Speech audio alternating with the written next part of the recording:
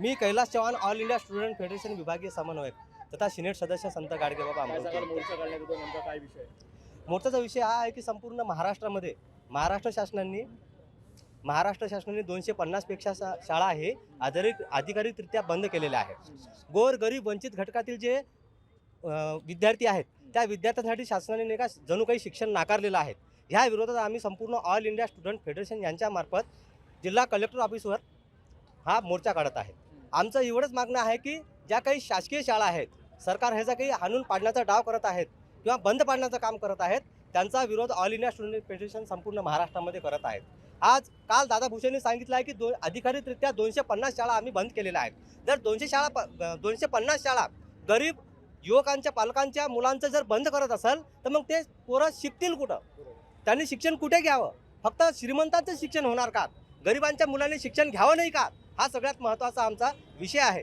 त्याचबरोबर कमी पटसंख्या असलेल्या शाळा त्यांनी बंद करायचा निर्णय शासनाने घेतलेला आहे. अशी काय पाळी आली आहे शासनावर की ते मराठी शाळा बंद करत आहेत? महाराष्ट्रामध्ये असून मराठी शाळा जर बंद होत असेल तर मराठी विद्यार्थी कुठे शिकायला जाणार? त्यांच्याकडे एवढा मोठा पैसा येणार कुठून? आज प्रायव्हेटायझेशनला हे सरकार नाही का प्रमोट करत आहेत. गरिबांचे शेतकरी शेतमजुरांचे मुलं हे प्रायव्हेट शाळेमध्ये लाख लाख रुपये देऊन शिकू शकत नाहीत. त्यासाठी हे संघटन आमचं ऑल इंडिया स्टुडंट फेडरेशन संघटन शेतकरी शेतमजुरांच्या मुलांसाठी आणि पाल्यांसाठी लढतो आहे. आज जर सरकारी शाळा बंद झाल्या तर हे लहान लहान मुलं शिकतील कुठं आणि त्यांना रोजगार कुठे मिळणार? मग ते ग्रामीण भागातील युवक हे नशेच्या आहारी जाणार. मग सरकार का त्यांचा गैरफायदा घेणार आहे का? असं आमच्या संघटनेचं म्हणणं आहे. आणि ह्या ज्या शाळा बंद पाडण्याचा घात या सरकारने कमी संख्येच्या नावाखाली केलेला आहे ते तात्काळ रद्द कराव्या आणि त्याचबरोबर शिक्षक पदभरती सुरू करून ह्या शाळा सुरू कराव्यात अशा आमच्या प्रमुख मागण्या आहेत. याचसोबत आमच्या 12 मागण्या आहेत त्या आमच्या लेटरवर आम्ही दिलेल्या आहेत. तर मी प्रतीक्षा डोके, ऑल इंडिया स्टुडंट फेडरेशनची राज्य सचिव. गेल्या काही दिवसापूर्वी महाराष्ट्र सरकारने 18,000 महाराष्ट्रातल्या मराठी शाळा बंद करण्याचा निर्णय घेतला आणि त्यापैकी 225 पेक्षा जास्त शाळा या अमरावती जिल्ह्यामधल्या असून आज अमरावती जिल्ह्याच्या वतीने ऑल इंडिया स्टुडंट फेडरेशनच्या वतीने व पालक व विद्यार्थ्यांच्या वतीने आज आम्ही हा जिल्हाधिकारी कार्यालयावर हा मोर्चा घेत आहोत. महाराष्ट्र आणि केरळ हे आपल्या भारतामधील प्रगत राज्य म्हणून ओळखले जाते. एकीकडे केरळमध्ये मोफत शिक्षण हे विद्यार्थ्यांना दिलं जातं आणि दुसरीकडे मात्र महाराष्ट्र सरकार हे मराठी शाळांना टाळं लावण्याचं काम करत आहे.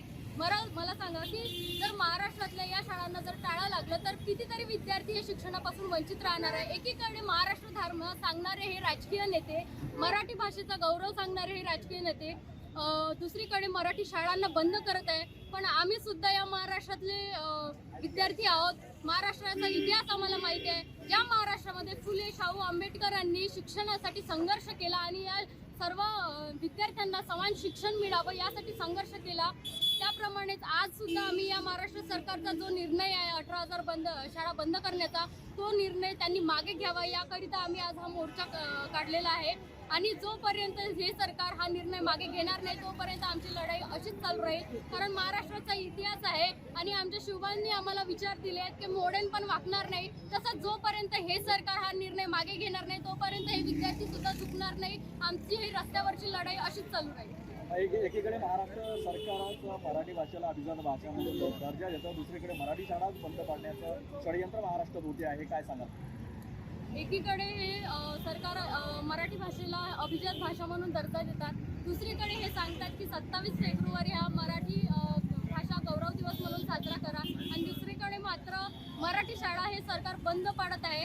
आणि त्या विद्यार्थ्यांनी जर ही मराठी शाळा बंद पडली तर काय करायचं? एकीकडे हे सरकार शाळा बंद करायची म्हणून निर्णय घेतात, मात्र ते विद्यार्थी काय करतील? आज अशा महाराष्ट्रातल्या अनेक शाळा आहेत की ज्याची अवस्था अत्यंत वाईट आहे, तिथे शिक्षक नाही आहेत, बरीचशी परिस्थिती तिथली वाईट आहे.